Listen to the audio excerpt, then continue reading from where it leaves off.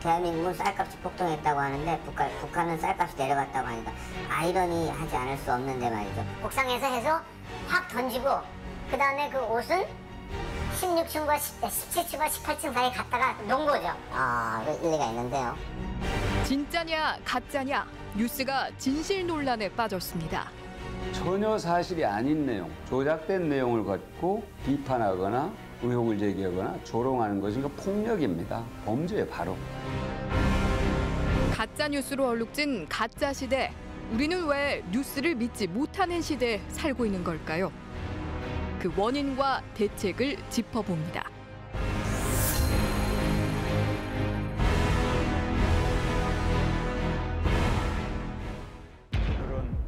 치매 국가 책임제입니다. 후보 시절 치매 국가 책임제를 공약으로 내세웠던 문재인 대통령은 문재인 치매선 논란 계속되고 있습니다.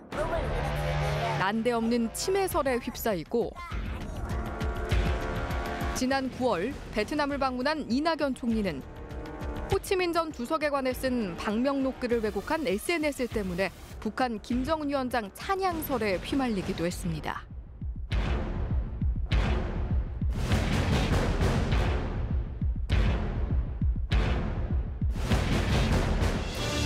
이른바 가짜 뉴스들. 종이버섯 선물도 하나의 김정은이에 대한 쇼가 아닌가. 세간에는 이렇게 확인되지 않은 교묘한 눈속임 뉴스들이 넘쳐나고 있습니다. 세계적인 골칫거리로 떠오른 가짜 뉴스. 그런데 과연 가짜 뉴스란 무엇을 말하는 걸까요? 뉴스라고 하면 우리가 머릿속에 떠올리는 그런 신문 뉴스라든가 기사라든가 또는 이제 방송 뉴스 있잖아요. 이런 식의 우리 머릿속에 있는 그 뉴스 그 포맷을 그대로 흉내낸 거예요. 그대로 흉내내면서 사실은 내용은 가짜인. 그래서 이제 그 과거에 루머라든가 유언비어가 진화된 형태. 그 사람들이 이제 정말 진짜 뉴스처럼 오인하는 형태. 저는 이제 가짜 뉴스를 그렇게 정의할 수 있다라고 봅니다. 가짜 뉴스가 위력을 발휘한 건 지난 2016년 미국 대선에서였습니다. 도널드 트럼프와 힐러리 클린턴의 대결 양상이 거세지자 서로를 비방하는 가짜 뉴스가 난무하기 시작했습니다. 그 내용은 선거 판도를 뒤흔들 만큼 자극적이었죠. Which he's very friendly with. 교황이 트럼프를 지지한다는 가짜 뉴스가 화제에 오르기도 하고 클린턴은 가짜 뉴스가 만들어낸 IS 관련설과 동성애설 등으로 곤욕을 치렀습니다.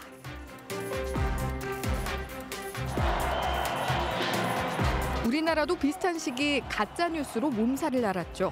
정치적인 목적으로 가짜 뉴스가 활용된 건 한국도 마찬가지였습니다. 사실은 가짜 뉴스가 가장 활발하게 우리나라에서 문제가 됐었고 또 확산된 계기는 탄핵이에요. 박근혜 탄핵. 태극기 집회에 참석한 사람들이 자체적으로 신문을 만들어서 배포했어요. 기억하시는 것처럼. 여러 가지 이름으로. 그건 다 가짜 뉴스, 대부분이 가짜 뉴스였거든요. 그게 이제 종이신문에서 머무르지 않고 이제 인터넷, 특히 SNS를 통해서 카톡이든 유튜브든 이런 SNS를 통해서 엄청난 속도로 확산이 됐죠. 그러다 보니까 가짜 뉴스가 이제 사회적 문제가 됐고 새 정부 출범 이후에도 가짜 뉴스 공세는 더욱 거세집니다. 문재인 대통령이 몸살로 휴가를 내면 뇌출혈이다, 중병을 앓고 있다라는 가짜 뉴스가 쏟아졌고 공부하면 뭐하냐? 5.18 유공자의 기족생활, 국가고시, 임용고시, 감옥당 5에서 10% 가산점. 그동안에 수많은 5.18 유공자, 또 민주화... 5.18 민주화운동 유공자 자녀들이 가산점 특혜를 받으며 일자리를 싹쓸이한다는 가짜 뉴스도 인터넷 극우 채널에서 급속도로 번져나갔습니다. 고시 공부하면 뭐합니까? 고시청에서. 지금 고 노회찬 의원 사망을 두고 자살이 아니라 타살이라는 주장을 한 사람들도 있었고요. 경찰이 얘기를 한 건데 사실은 이 사람은 다른 데서 죽임을 당한 겁니다.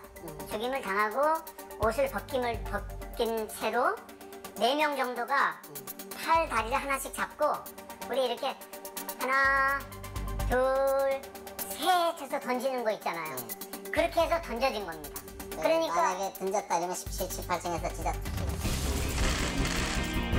남북 정상회담 뒤에는 남한이 북한에 쌀을 마구 퍼주는 바람에 쌀값이 폭등하고 있다는 가짜 뉴스도 은밀하게 생성 유포됐습니다.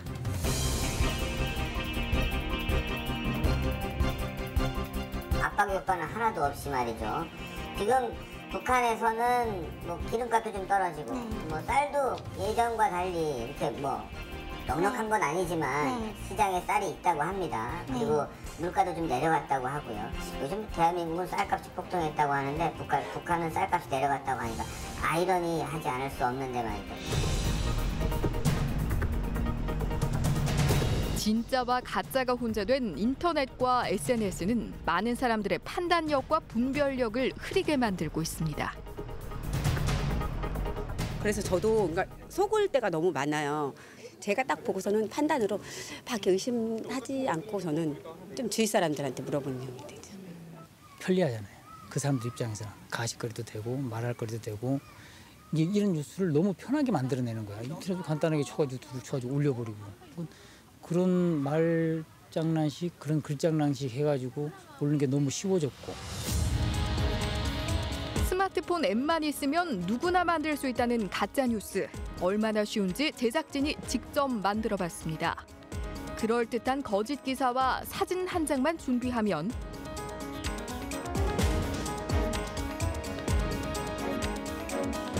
순식간에 뚝딱 가짜 뉴스가 만들어집니다.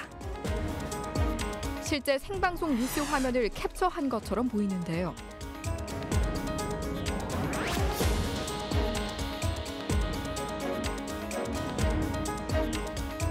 문제는 이 뉴스가 SNS에 날개를 달고 세상 곳곳으로 날아가면 많은 사람들이 사실로 믿을 수도 있다는 겁니다.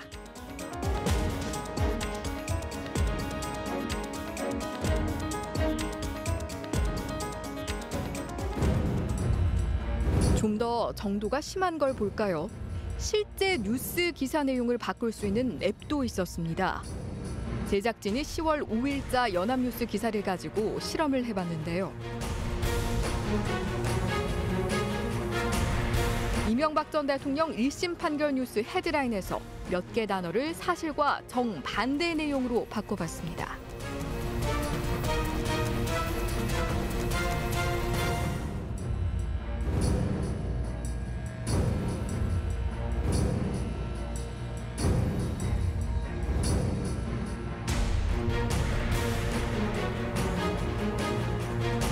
버튼을 클릭하면 몇 초 만에 진짜 뉴스의 탈을 쓴 가짜 뉴스가 만들어집니다. 유죄 판결이 나기까지는 많은 시간이 걸렸지만 무죄 뉴스로 둔갑시키는 것은 이렇게 쉽고 간단합니다.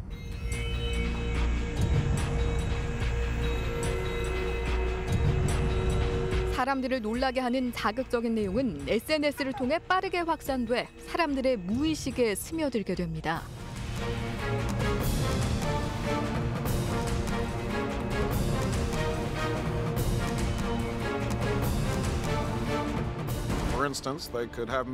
최근에는 이런 기술이 등장했습니다. 얼굴과 표정 하나하나, 말투까지 영락없는 오바마 전 미국 대통령인데 의외의 발언을 합니다.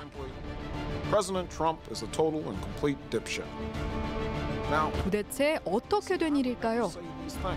우리가 보고 있는 오바마의 입술 움직임은 실제로는 다른 사람의 입모양을 합성한 겁니다.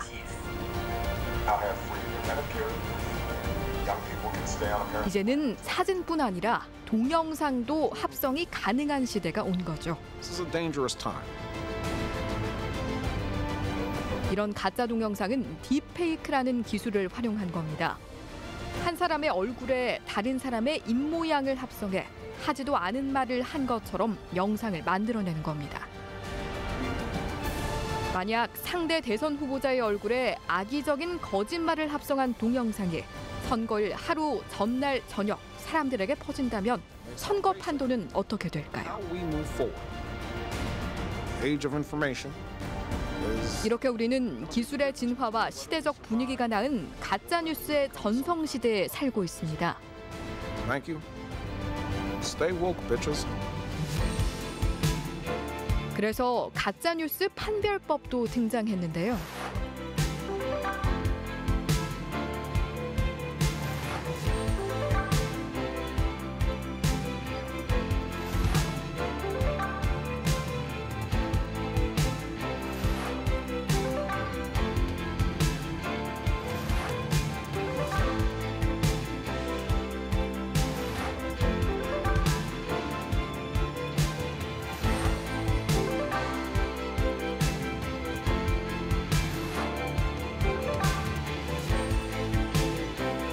너무 복잡하다고요? 그렇다면 한 가지만 기억하세요.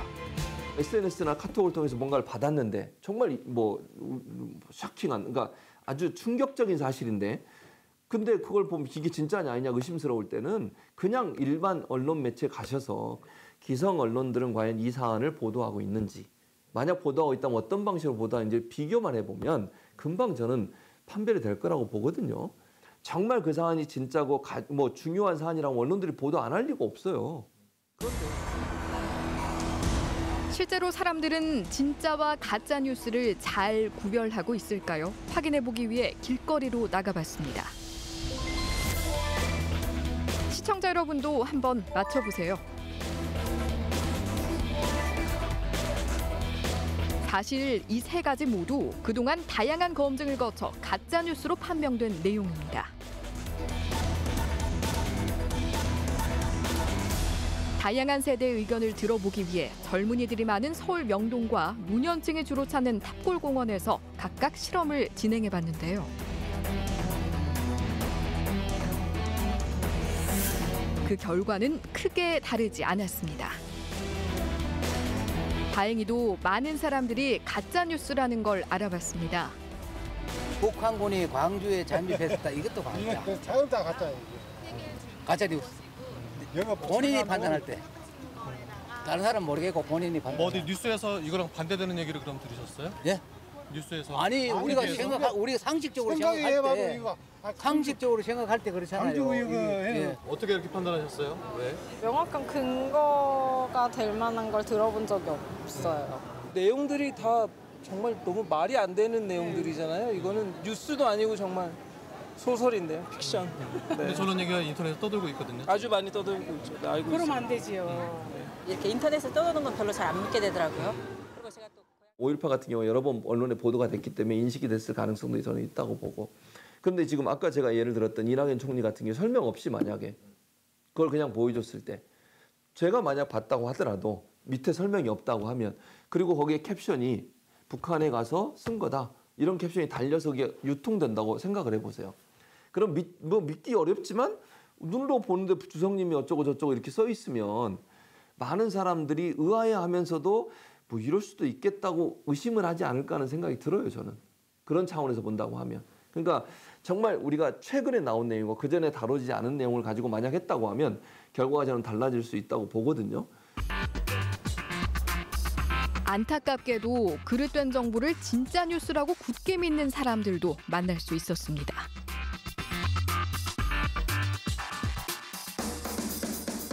많이 들었지 저거를. 네.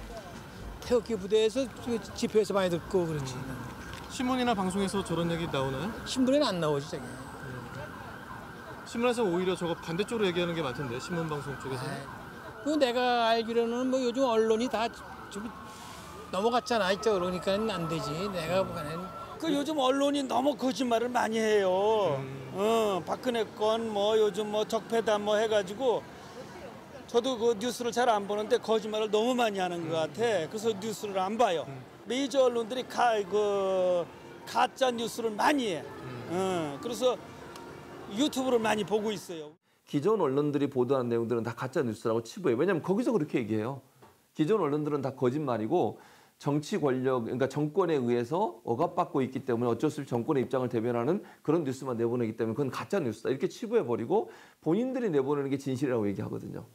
그러니까 한마디로 얘기하면 정치적으로 특정 성향을 갖고 있는 사람들이 있기 때문에 우리가 소위 얘기하면 독버섯이 자랄 수 있는 환경이 돼 있는 거예요. 가짜 뉴스를 반복적으로 접하게 되면 진짜라고 믿는 사람이 생겨나고 사람들 간의 소통의 단절을 초래합니다. 실제로 한 설문조사에 따르면 가짜 뉴스로 인해 우리 사회 분열이 더 심해지고 있다는 의견에 동의한다는 대답이 80%를 넘었습니다. 가짜 뉴스의 심각성을 많은 사람들이 느끼고 있다는 거겠죠.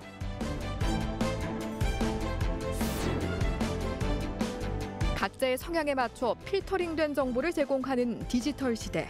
우리는 어쩌면 수많은 정보 속에서 누군가 의도한 방향으로만 수동적으로 반응하는 우물한 개구리로 살고 있는 건 아닐까요?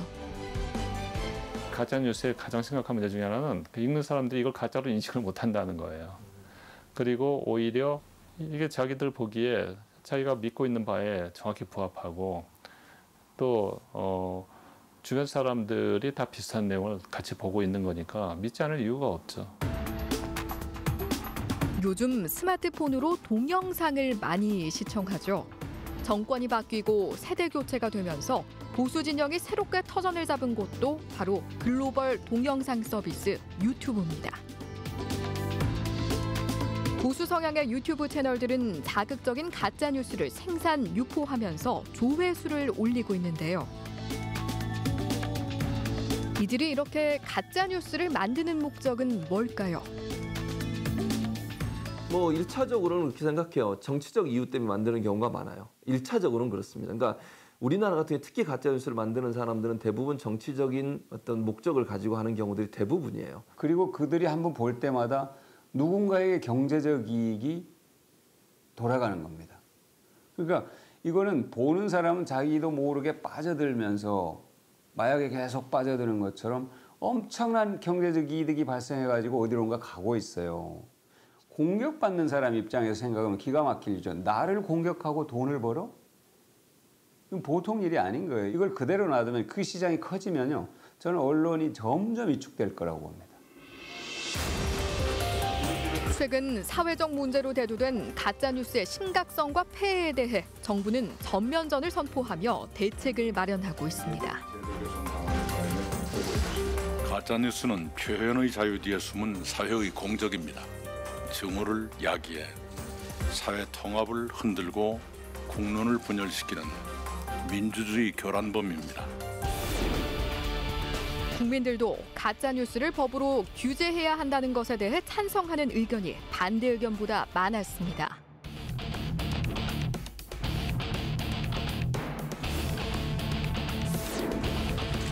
하지만 여야의 입장은 큰 온도차를 보입니다.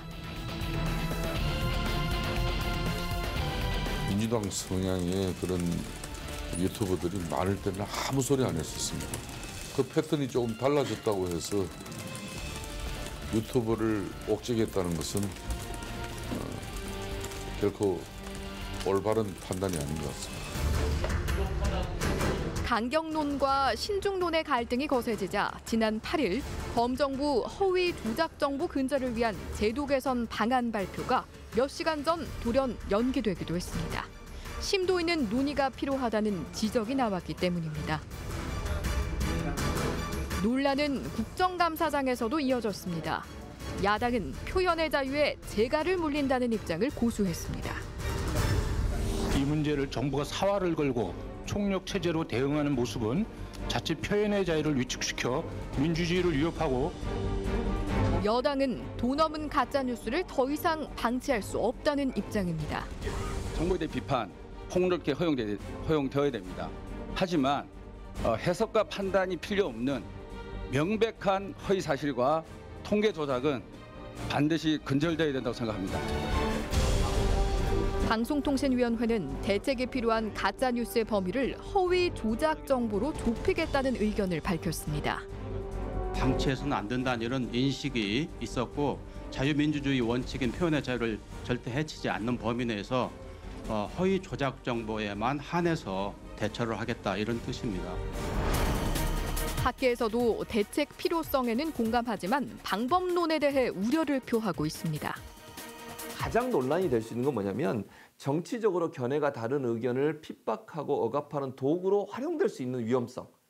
그게 저는 제일 위험하다고 생각하거든요. 그건 지금의 여당도 야당 되면 그렇게 또 주장할 수 있어요. 충분히 저는 그렇다고. 그래서 표현의 자유, 언론의 자유를 침해할 가능성이 굉장히 큰 그런 법안들이 지금 남발되고 있습니다. 소위 빈대잡자하고 초상간 태우는 우를 범할 수 있는 이런 그 어떤 법적인 그런 접근은 너무나 한계가 있다. 저는 그렇게 생각하고 그래서. 다른 나라들은 가짜 뉴스 어떻게 대처하고 있을까요? 미국을 비롯한 선진국들은 대체로 기업의 자율적인 규제와 시민사회 대응에 힘을 실어주고 있습니다.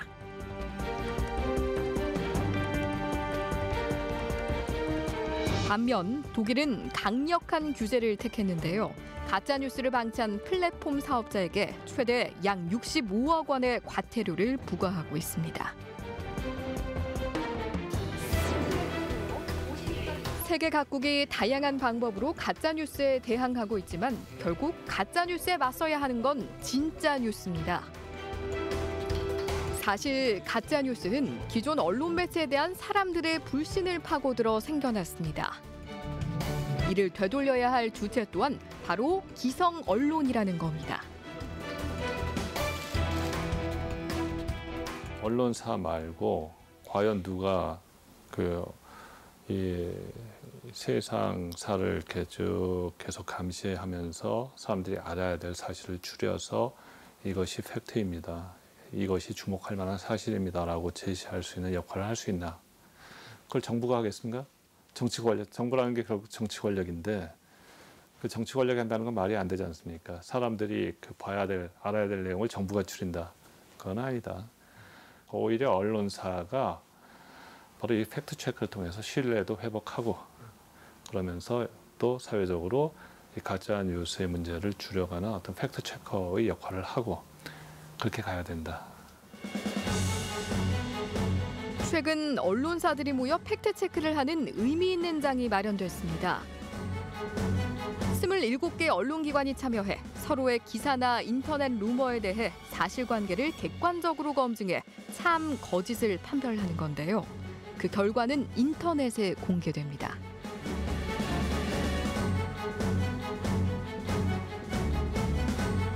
가짜뉴스가 넘쳐나는 시대, 뉴스를 보는 사람들의 자각도 중요하지만 무엇보다 언론사들이 언론 본연의 책임을 다하는 게 가짜뉴스를 무력화시키는 가장 좋은 방법이라고 전문가들은 이야기합니다. 언론에 대해서 우리 국민들이 갖고 있는 생각은 아직도 좀 의심, 또 불신이 많죠. 그거는 언론들이 스스로 해결할 문제라고 저는 생각해요. 앞으로 어떻게 언론이 태도를 보이느냐가 결국은 국민의 신뢰를 얻는 거거든요. 그런데 신뢰를 얻는다는 게 하루아침에 되는 건 아니에요. 그래서 이거는 시간이 필요하고 차근차근 지금부터 원래 언론의 모습, 국민을 위해서 일하고 정치 권력이나 어떤 권력기관, 사회 다양한 권력기관에 대한 견제와 감시 역할을 제대로 한다고 하면 머지않은 시간 안에 국민들은 다시 언론에게 신뢰를 보낼 가능성이 있다고 저는 봅니다. 참과 거짓이 혼재되어 있는 정보의 홍수 속에서 우리는 무엇을 믿어야 하는 걸까요? 돈 없는 가짜뉴스가 더 이상 발붙이지 못하도록 우리 모두의 비판적이고 냉철한 시각이 필요한 때입니다. 오지 않아서 하고 약속하셨니?